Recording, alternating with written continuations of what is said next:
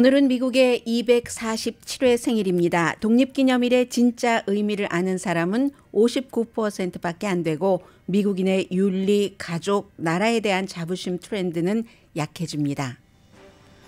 미국 이전 이 땅의 주인이었던 아메리칸 인디언들은 미국 독립선언서에 삽입된 무자비한 인디언 야만인이라는 단어를 최근 깊이 생각합니다. 일본 후쿠시마 원자력발전소의 방사능 오염수 방류 계획이 국제 기준에 맞는다고 유엔 산하 국제원자력기구가 발표했습니다. 세계적인 탑 뉴스입니다. 물에서 분리하기 어려운 삼중수소와 탄소40는 현재 세계 각 나라 원자력발전소에서 버리는 원자력 폐수에 포함된 수치보다 낮다고 지적했습니다.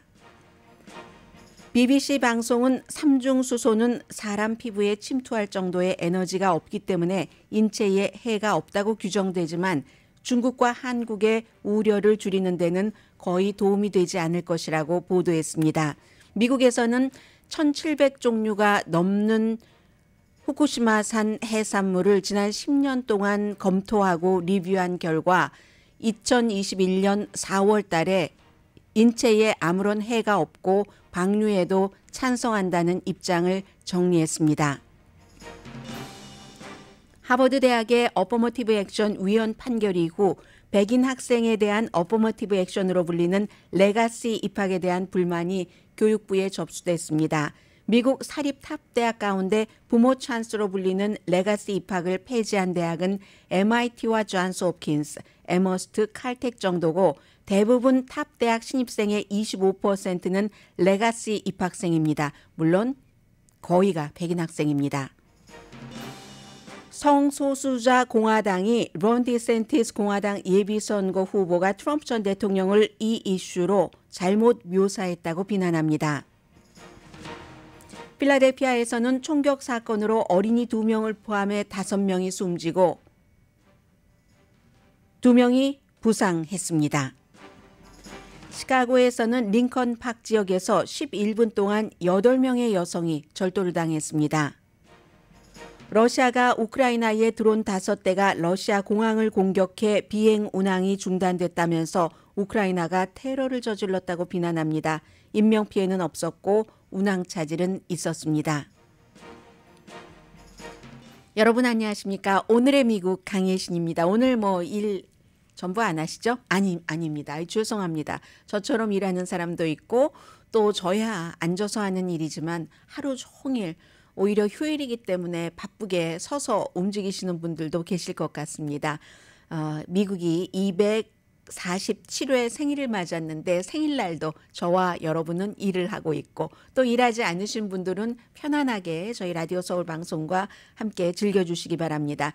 247회 생일인데요. 이 247회 생일 독립기념일이라는 그 자체는 물론 당연히 미국이 영국으로부터 독립한 것을 기념하는 것 분명한데 기본적으로는 1776년 4월 달에 독립선언서에 미국의 건국의 아버지? 건국 그 조상들이 서명을 했다는 것을 증명하는 날인데 이걸 아는 사람이 59%밖에 안 된다고 하고요. 또 서명이 1776년 7월 4일이었으니까 아주 본격적인 축하는 다음 해인 1777년부터 했습니다. 여러분들 시민권 시험 보실 때 테스트 하셨어요? 미국 사람들 이제 상식을 물어보면은 원폴 서베이라는 곳에서 1,000명 미국에서 태어났거나 미국 시민권자인 사람을 대상으로 조사를 했더니 대통령이 군통수권자다 이런 걸 아는 사람은 82%랍니다. 그런데 이제 또 미국 국가가 그 아메리카 더 뷰티풀이 아니라 성족이여 영원하라 이걸 아는 사람도 그 스타 스프랭글드 배너를 아는 사람도 82%가 되는데요. 요즘 뉴스의 한가운데에 있는 연방대법원의 대법관이 대법원장 1명을 포함해서 몇 명인가 이걸 아는 사람은 65%밖에 안 되고 오늘의 미국을 포함해서 미국 뉴스를 평소에 많이 듣고 보고 읽고 계시는 분들은 아실 텐데 65%입니다. 그리고 또 굉장히 중요한 것 무기를 소지할 수 있는 자유.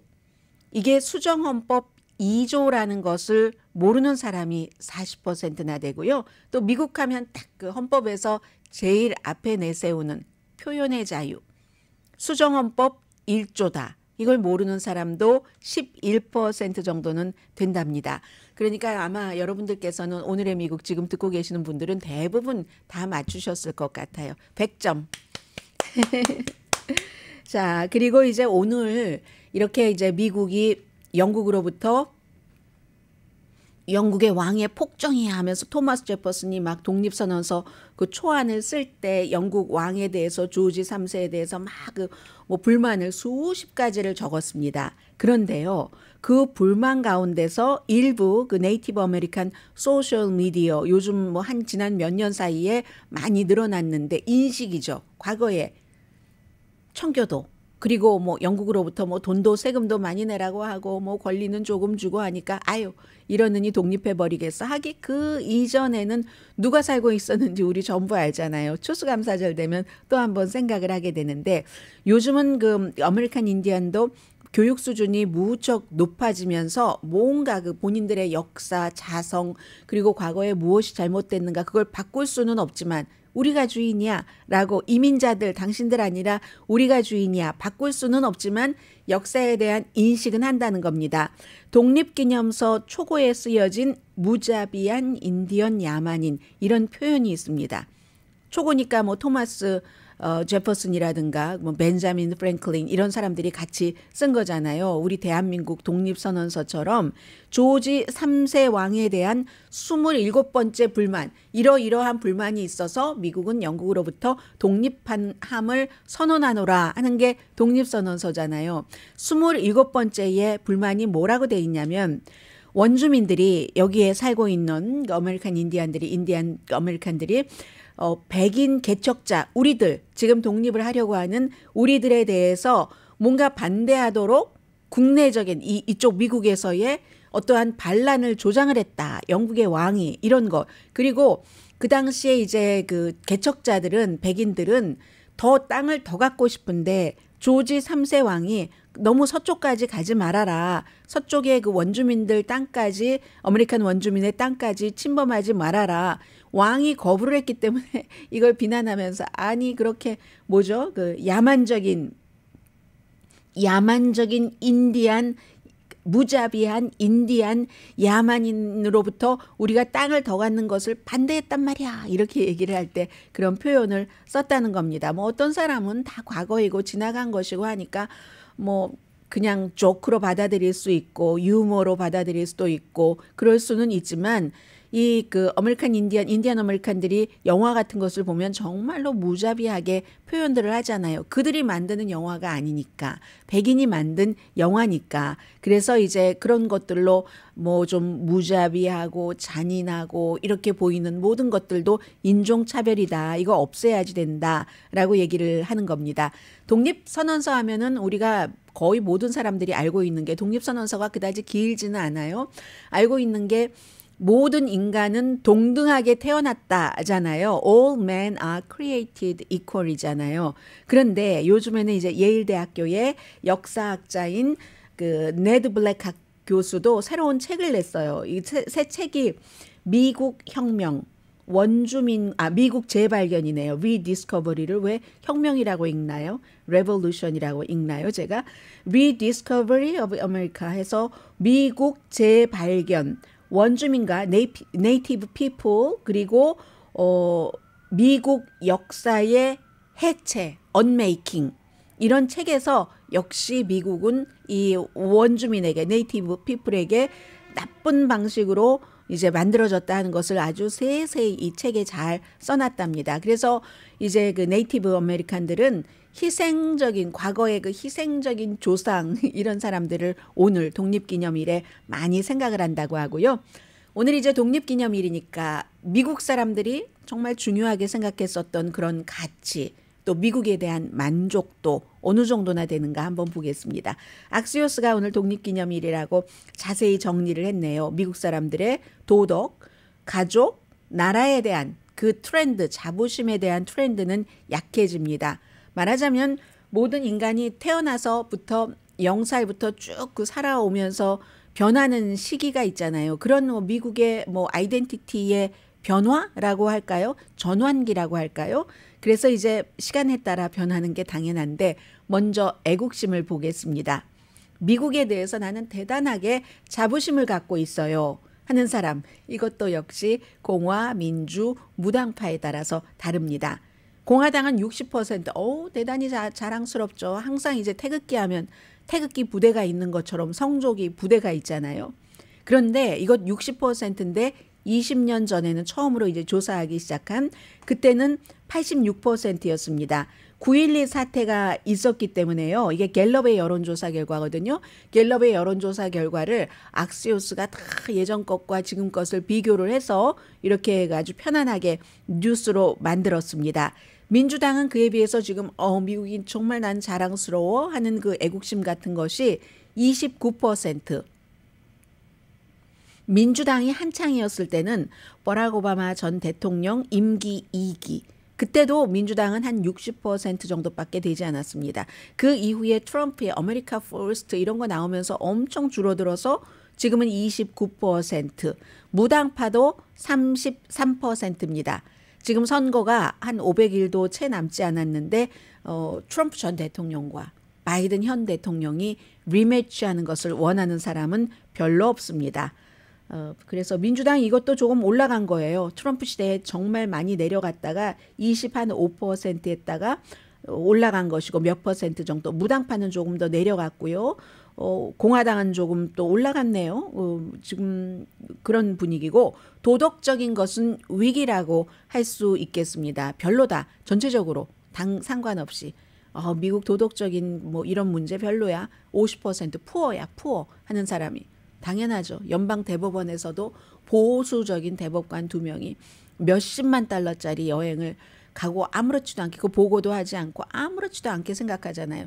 이 그 사무엘 얼리또 같은 경우는 편도 그 10만 달러 정도는 되는 그런 전세기 타고 낚시하러 갔으면서도 아니 그냥 내가 앉지 않았으면 비어 있을 자리, unseated한 그런 자리에 내가 앉았을 뿐이야라고 얘기를 하잖아요. 그리고 그 비행기 주인에 대해서 아주 돈 엄청 많이 세이브해주는 판결을 내리고 그런 판결을 내릴 때 본인은 빠져도 되는데 빠지지 않고 그 사람 이름이 없어서 난 몰랐는데 그런데 전 세계에 몇 명이 타고 가서 낚시를 한다고 그 사람 회사가 적혀져 있는데 이름이 없다고 모릅니까? 연방 그 대법관이 그렇게 바보입니까? 그런 정도의 일들을 하고 있기 때문에 뭐 클래런스 토마스도 마찬가지고요.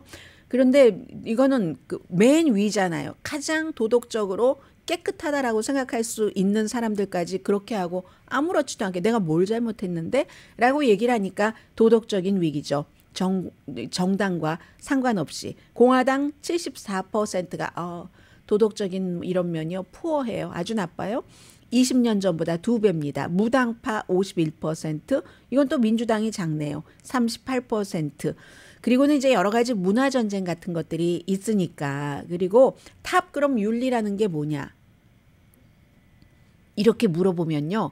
그것도 당에 따라 다르네요. 18% 전체적으로 가장 많이 나온 분야가 다른 사람에 대한 배려입니다. 18%가.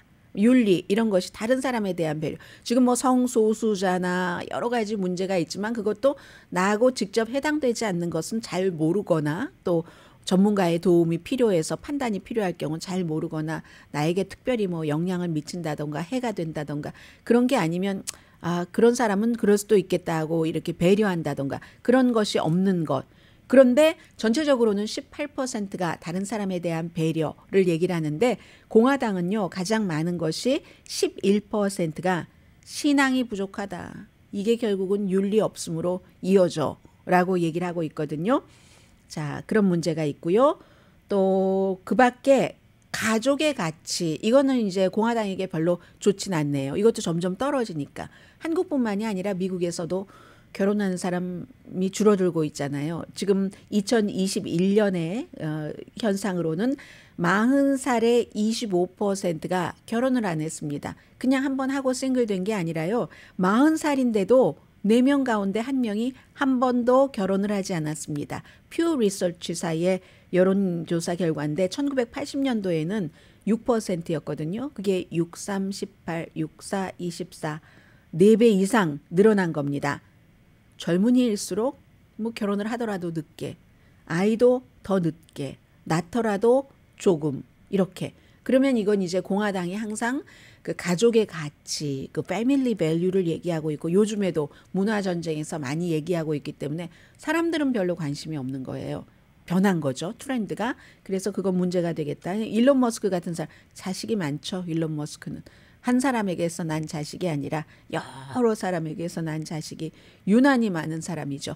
일론 머스크가 아이가 없는 것은 미래에 대해서 별로다. 뭐 이런 트윗까지 했는데 아무튼 미국 사람들의 지금 독립기념일을 맞아서 미국의 아이덴티티 뭐 이런 것은 이런 정도다라고 말씀드리고요.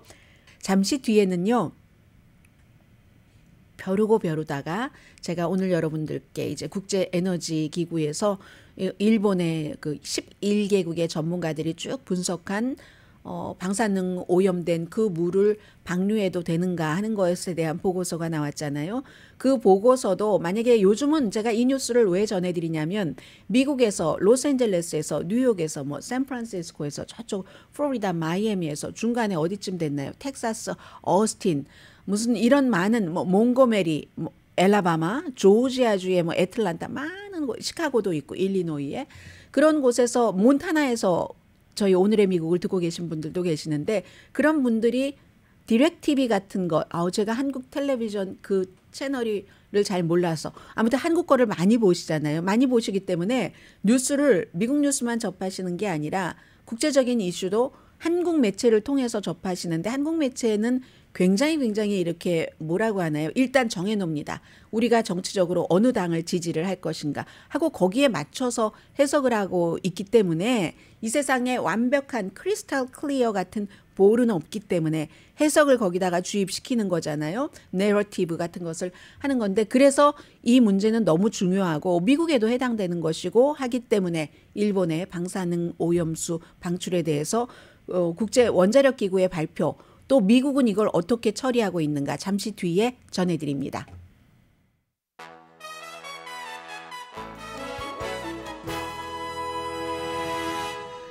라디오 서울 방송 오늘의 미국 듣고 계십니다. 제가 지금 여러분들 광고 들으시는 동안요. 식품의약국 그 웹페이지를 하나 열어놓느라고 다시 돌아오는데 몇 초 더 걸렸죠. 자, 오늘 제가 이 그 국제 그 에너지 기구가 유엔 그 산하잖아요. 유엔 산하 감시 단체라고 할 수 있죠. 발표를 한 일본의 2011년이었습니다. 그게 벌써 10년도 훨씬 지난 일인데 3월 며칠이었죠. 14일로 기억이 되는데 그 당시에 이제 지진이 진도가 9였고 그리고 나서 쓰나미가 와서 원자력 발전소 그때 4개기가 오염이 돼서 그 뒤에 계속 이제 식혀야지 되니까 원자로를 그래서 식히는 물 거기에 또 지하수도 들어가고 오염이 됐어요. 아무튼 오염수입니다. 그게 이제 10년이 더 넘게 지나면서 이걸 방류해도 되는가 하는 부분에 대해서 2년 동안 국제 원자력 기구가 11나라의 전문가들과 함께 쭉 이제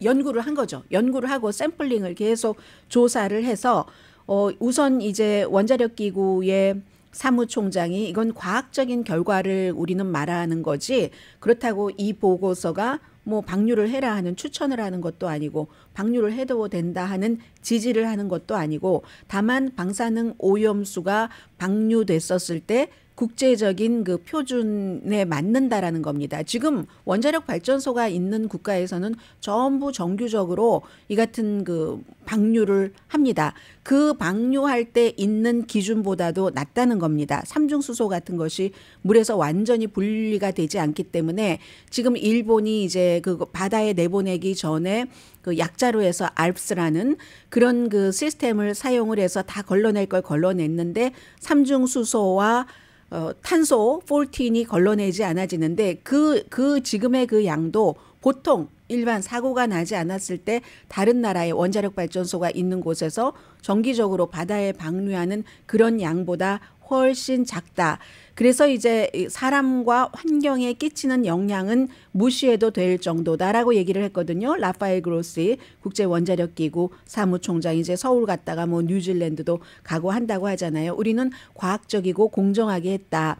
그리고 앞으로도 방류되면서도 한 3, 40년에 걸쳐서 한다고 하니까 독립적으로 모니터를 하겠다 하는 얘기입니다. 뭐 이미 5월 달에 한번 잠정적으로 발표를 해놓은 것이기 때문에 뭐 특별하게 이 발표에서 놀랍다 하는 것은 없습니다.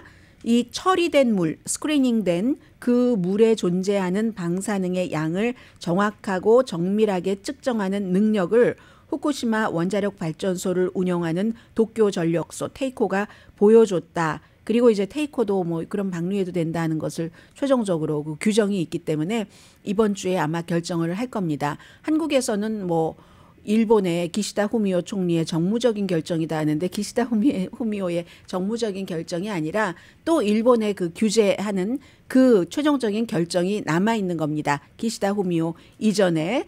그래서 이제 원자료를 식히는데 그 사용되는 그 차가운 물 이런 것들이 지하수와도 섞이고 뭐 등등 했다고 하는 건데 저장고가 바닥에 났기 때문에 내보낼 수밖에 없다는 얘기고 이 발전소가 하루에 1000큐빅, 1000입방이라고 하는 거죠. 미터에 그 폐수가 나오는데 저장 능력은 130만 큐빅 미터다. 기본적으로 가장 중요한 게 지금 다른 것은 걸러지니까 삼중수소와 그 트리티엄이죠. 그리고 탄소, 그 카본 14 이걸 제외하고는 대부분의 방사능 원소는 물에서 걸러냈고 이 두 개는 물에서 분리하기가 힘들지만 앞서 말씀드린 대로 세계 다른 나라가 그냥 정규적으로 방출하는 그 양보다도 지금 작다는 겁니다. 그래서 일본은 이제 태평양에 방출을 하고 그렇게 걸러냈는데도 넓고 넓은 태평양에 방출을 하면은 소금물과 바닷물과 또 섞여서 괜찮다는 얘기잖아요. 트리티엄과 뭐 카본 14의 수준이. 그리고 이 삼중수소 트리티엄도 사람에게 해가 없다는 것으로 규정을 한다는 겁니다. 사람의 피부에 그 침투할 만한 그런 에너지, 그런 힘이 없다는 거고 그런데 이런 보고서가 나온 적은 있습니다. 해산물을 먹었을 때는 무슨 암 위험이 있다는 미국 과학 잡지 사이언티픽 아메리카의 기사도 있었는데 그러면 미국에서는 어떻게 했는가는 뒤에 말씀드리겠어요. 이 점에 대해서만 말씀드리고요. 식품이나 환경을 통한 삼중수소 노출로 인해서 건강 문제는 기록되지 않았다. 미국의 식품의약국은 일단 이 부분은 이렇게 결론을 내렸습니다. 그리고 검출됐다 할지라도 세계의 핵발전소에서 정규적으로 방출하는 폐수, 이 오염수의 트리티엄 수치는 후쿠시마의 트리티엄 수치보다 높다. 이걸 이제 강조를 하는 거죠. 그런데 영국의 BBC 방송이 아무리 국제 원자력 발전소에서 이렇게 보고서를 작성했다 한들 이웃 나라를 그렇게 편안하게 해주지 못할 거다. 중국 먼저 얘기를 합니다. 중국은 2021년도에 이미 미국은 그때 식품의약국이 모든 이제 모니터링 같은 거 하지 않는다라고 결론을 내렸을 때입니다. 왜 2021년이냐면 2021년 4월 달에 일본에서 계획을 발표한 겁니다. 이걸 앞으로 얼만큼 있다가 오염수를 방류를 우리는 할 수밖에 없다. 저장 공간이 없다라고 얘기를 하면서 그때 이미 중국은 결론을 내렸습니다. 그때부터 지금까지 2년 동안 국제 원자력 기구가 이렇게 그 리뷰를 한 건데 2021년도에 중국은 너무 무책임하다 강하게 비난하면서 11개국 과학자로 구성된 국제 원자력 기구가 리뷰도 시작하기 전에 이거 승인하지 말라 하고 촉구를 했습니다. 그리고 이제는 이제 국제 원자력 기구가 보고서를 발표하고 나서는 국제 원자력 기구의 보고서가 통과증, 허가증은 아니다 하는 게 중국의 입장입니다. 한국의 입장은 말씀드리지 않겠습니다. 너무 많이 여러분들께서 알고 계시기 때문에 이건 당에 따라서 정치적으로 너무 달라졌고 한국은 뭐 그렇다고 해서 예를 들어 여당도 뭐 후쿠시마산 해산물을 수입하는 건 아니다라고 하는데 미국은요. 처음부터 거의 처음에는 조사를 하면서 수입을 했고 나중에는 아예 뭐 후쿠시마산이라고 특별히 더 조사하는 것 없이 미국에 다 들어오고 있습니다. 그 부분은.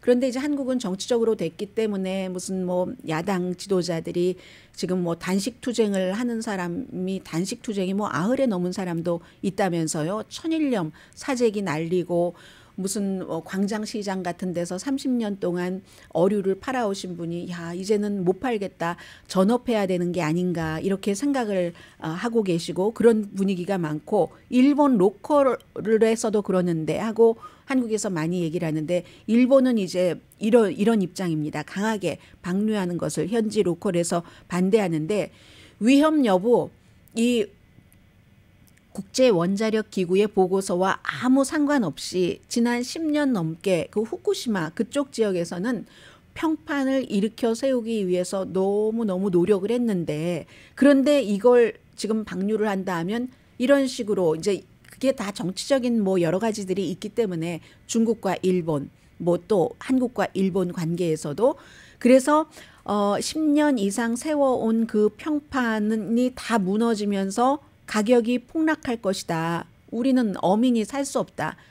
한국과 일본이 똑같이 어민이 살 수 없다. 우린 과학적인 거하고 상관없어. 심정적으로 사람들이 아니라 하면 아닌 거야. 이런 것에 따라서 일본 정부가 그 어민들을 설득시키는데도 부분적으로는 성공을 했지만 완전하게 성공하지 못했습니다. 도쿄는 지금 그 방류 스케줄은 얘기하지 않았고 왜냐하면 말씀드린 대로 규제 당국의 승인이 있어야지 되기 때문에 그래서 체르노빌 사태 이후에 최악의 핵재앙이라고 했었습니다. 일본의 후쿠시마 방사능 오염이 그 당시에 이제 15만 명 이상이 대피를 했었고 하는데 가디언의 보도를 좀 보겠습니다. 영국 신문입니다. 제가 미국 것을 좀 피했어요. 후쿠시마 관계 당국은 세계에서 가장 엄격한 방사능 테스트 규정을 만들었는데 가디언의 표현입니다. 많은 소비자는 아직 어류와 다른 수산품이 안전한지를 확신하지 못한다 하는 겁니다. 30년에서 40년에 걸쳐서 방류될 그 물의 양은요. 올림픽 그 수영 경기장 사이즈의 한 500개 정도 된다고 하거든요. 그래서 뭐 어찌 됐건 올 여름부터는 방류를 할 것 같고 그로스의 사무총장이 쿡아일랜드까지 가는군요. 뭐 미국을 말씀드리겠습니다. 미국은요. 2011년 3월 11일 이후부터 이제 원전 4개가 손상돼서 방사능이 오염돼서 미국의 식품의약국의 이 카테고리가 Import Alert 99-33입니다.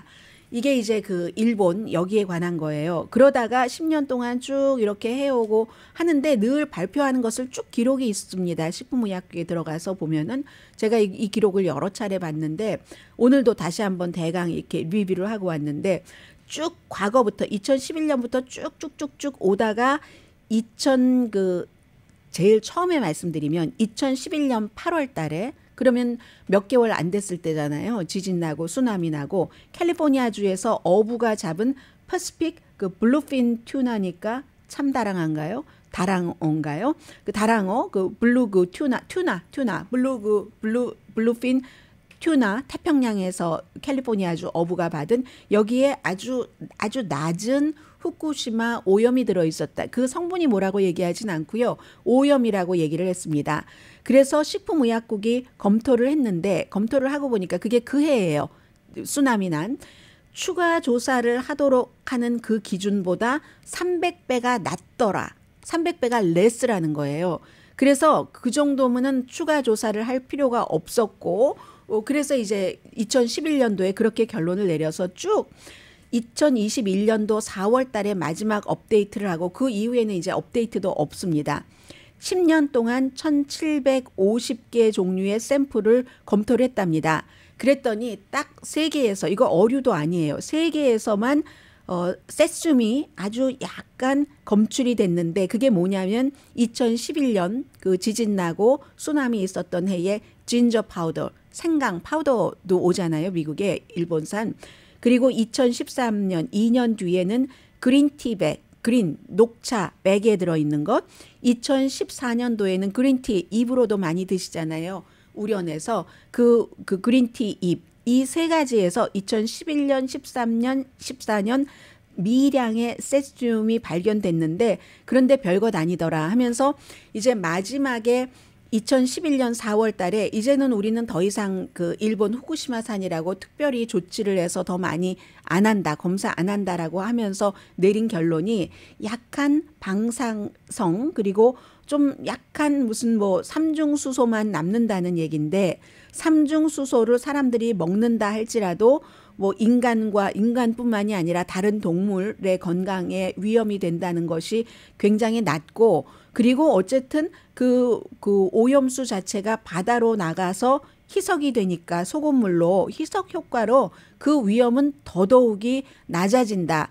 바로 그 방출되기 전에 거기서 샘플로 이제 폐수를 했었을 때의 삼중수소가 넓고 넓은 바다로 나가면 더 위험도가 낮아진다. 그걸 그렇게 얘기를 하고 있습니다.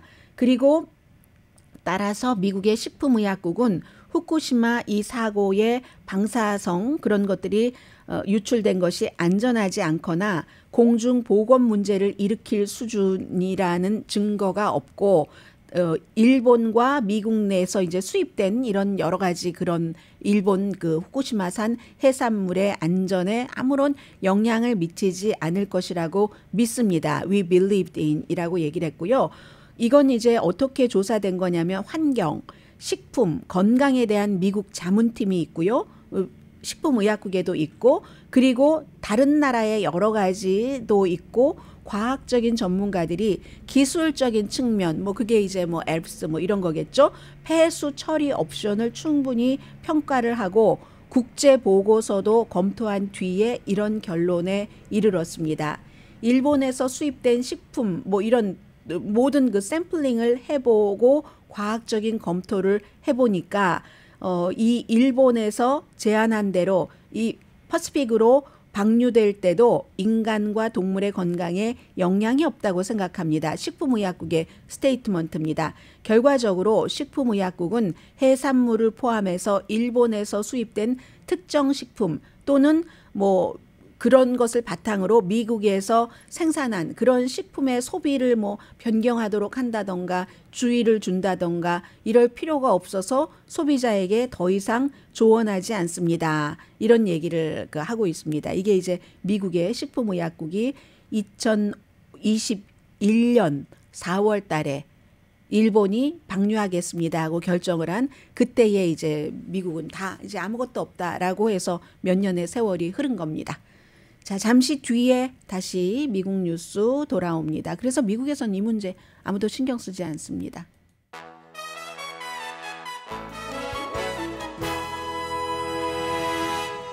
라디오 서울 방송 오늘의 미국 듣고 계십니다. 중간부터 볼륨이 굉장히 커졌어요.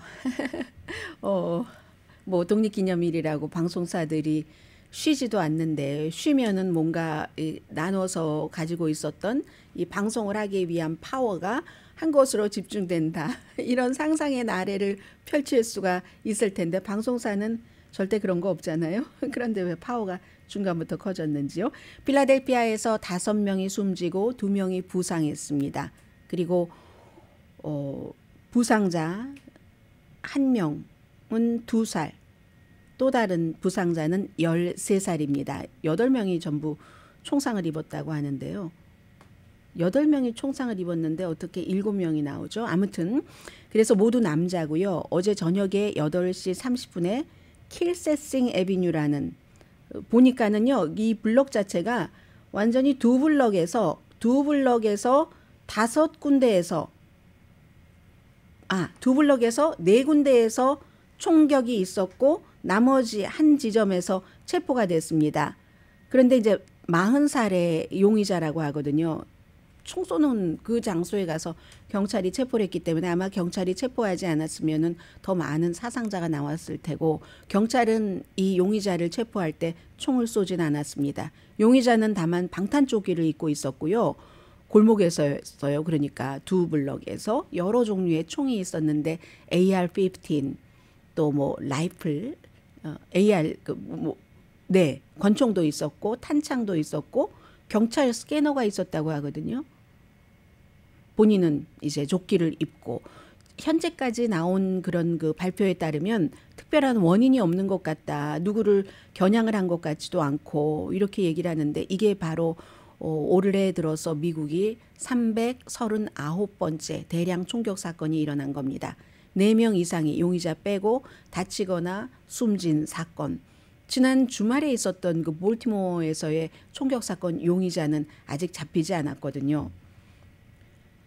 또 이 내용은 하도 뭐라고 할까요? 하도 뭐 이럴 수도 있는가 싶어서 요즘은 정말 조심하고 다니셔야 되잖아요. 혼자가 아니라 두 사람이 같이 다니는데도 시카고에서는 링컨 파크에서 11분 동안 8명의 여성이 절도를 당했습니다. 다행인 것은 뭐 크게 다친 사람은 없다는 거예요. 한 사람은 병원에 가긴 했지만 상태는 괜찮다고 하고 시카고에 살고 계시는 분들은 잘 아시겠네요. 지도 보니까 올드타운 있죠?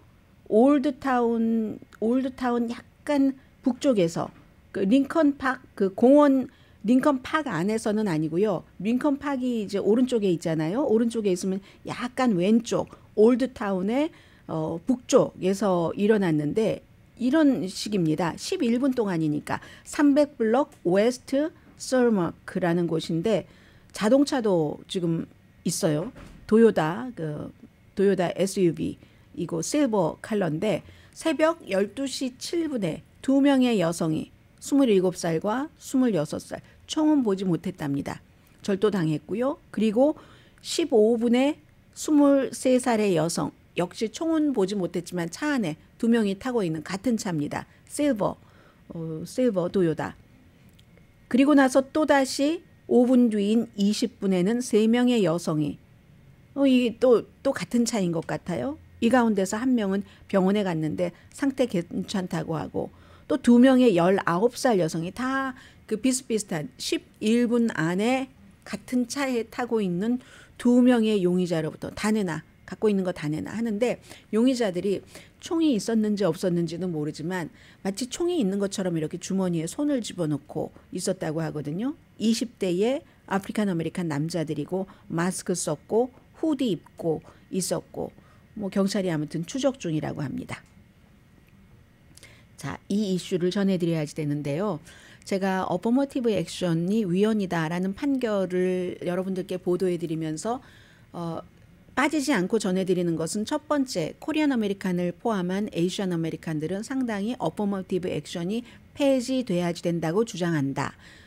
그리고 지금 전체적으로는 어퍼머티브 액션 폐지를 판결한 연방 대법원을 지지하는 사람이 52%잖아요. 거기에 이제 에이시안 아메리칸들이 많이 들어갈 테고 백인들이 다수가 있어서 이제 52%, 백인이 인구가 워낙 많으니까 그렇게 되는 건데 그 뒤에는 이제 다른 나라가 아니라 미국은 나라라고 해도 되겠네요.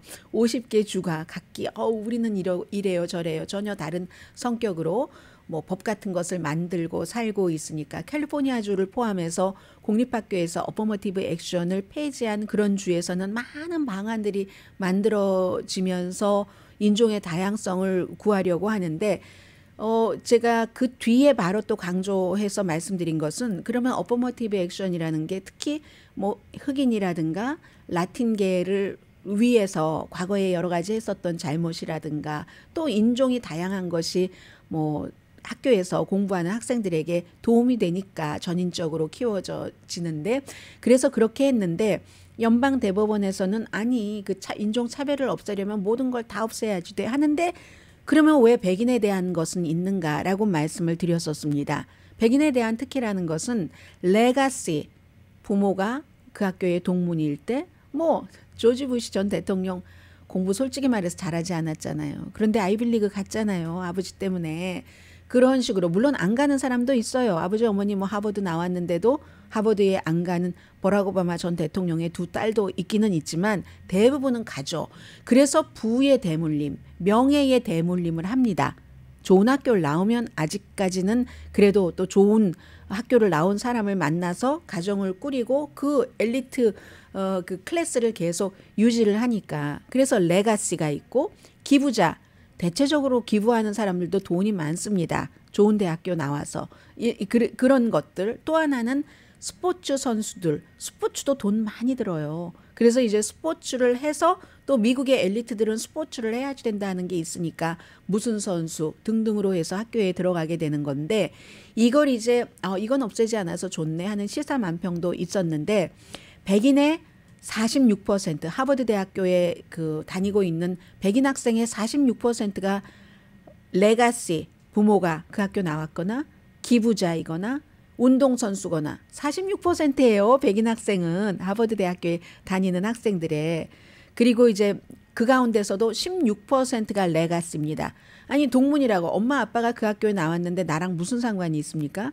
그런데도 가는 거고 그리고 또 레가시나 기부자 이런 그 관련자들이 학교에 들어가려고 신청하는 사람들의 70%는 백인인 거예요. 백인. 그러니까 백인들이 탑 학교에 들어가기가 보통 다른 인종보다 6배, 7배 쉬운 겁니다. 그러면 존 로버츠 연방 대법원장이 얘기한 대로 모든 것을 다 없애야지 된다. 왜 그렇게 차별을 둬, 특혜를 줘 하면은 이 백인에 관한 특혜도 없애야지 된다는 거죠. 이게 보스턴 등등에 있는 세 군데의 비영리 기구에서 어제 연방교육부에 정식으로 불만을 접수를 한 겁니다. 이거 조사해야지 됩니다. 이거 없애야지 됩니다. 그런데 이미 교육부에서는 조사하고 있을지도 모르고 이것이야말로 백인을 위한 특혜, 백인을 위한 어퍼머티브 액션이 훨씬 많이 되는 게 아닌가 하는 얘기를 하고 있습니다.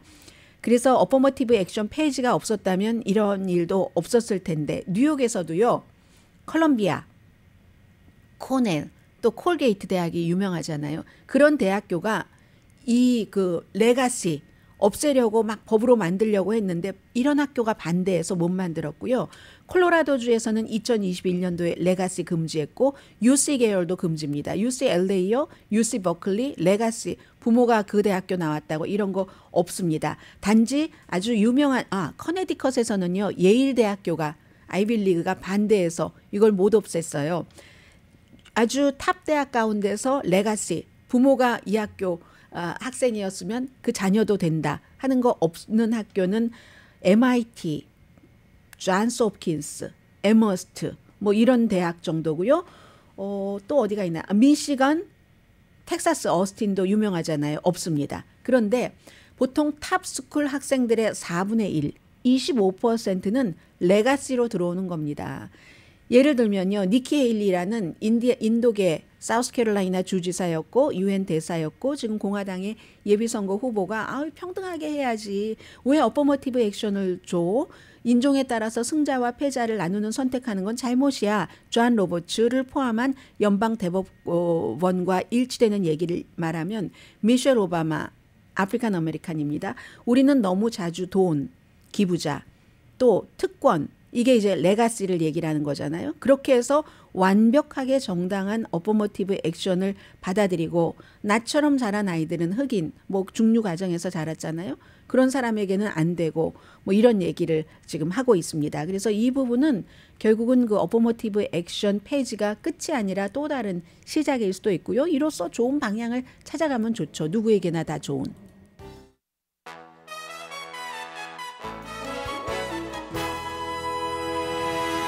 라디오 서울 방송 오늘의 미국 듣고 계십니다. 네, 론 디센티스 플로리다 주지사가 도시 인근의 여성들에게는 요즘 많은 지지를 받고 있다고 하는데 금요일이 6월 30일이었습니다. 6월 30일이면 프라이드 먼스라고 해서 성소수자에 대해서 뭔가를 생각하고 하는 달이었잖아요. 그날에 트럼프 전 대통령이 마치 성소수자를 위해서 열심히 일하는 사람이다 하는 것과 같은 비디오를 올려서 공화당으로부터 비난을 받고 있습니다. 그 비디오는 트럼프 전 대통령이 한 얘기가 맞기는 맞습니다. 그런데 2016년도에 전당대회에서 성소수자 커뮤니티를 내가 보호하겠다라고 했는데 그때는요. 소수자들이 가는 클럽에 대해서 대량 살상 사건이 일어나서 정말로 많은 사람들이 숨진 그리고 나서 몇 주일 지난 그런 때였거든요. 그러니까 이제 트럼프 전 대통령이 그런 말을 했었던 때고 그리고 뭐 과거에 성전환자 여성이 미스 유니버스 대회에 참가해도 나는 오케이다. 본인이 오너였을 때 그리고 케이틀린 제너라는 올림픽 10종 경기 선수 2015년도에 성전환을 한 그 선수가 트럼프 타워 쓰는 것도 나는 오케이다. 이렇게 얘기를 해서 마치 집권 당시에 굉장히 그 성소수자를 위한 보호를 하는 정책을 펼친 것으로 사람들이 오해하게 이거 좀 치사하잖아요. 이렇게 보이면. 그래서 공화당에서 상당히 비난을 받고 있고요. 오늘 이제 국제 뉴스 가운데서 가장 중요한 것은 러시아 국방장관이 막 우크라이나를 비난합니다. 한마디로 이제 러시아의 국제공항이 3군데가 있는데 그 중에 한 군데에 뭐 드론을 5개를 띄웠대요. 물론 러시아가 다 격추시키거나 아니면 중간에 그 차단을 했는데 그로 인해서 다친 사람은 없지만 운항이 뭐 터키로 가는 비행기라든가 이런 데 차지를 받았다면서 어떻게 민간 시설을 공격할 수 있는가, 테러 공격이다라고 얘기를 했거든요. 러시아는 제일 처음 우크라이나에 들어가서 공격할 때 공항 공격했고 박물관, 병원, 학교 다 공격하다가 도망치는 사람들 도망 못 가게 다리를 끊어놓고 피자 가게까지 공격하고 그런 그 러시아가 이렇게 얘기를 하네요. 강혜신이었습니다.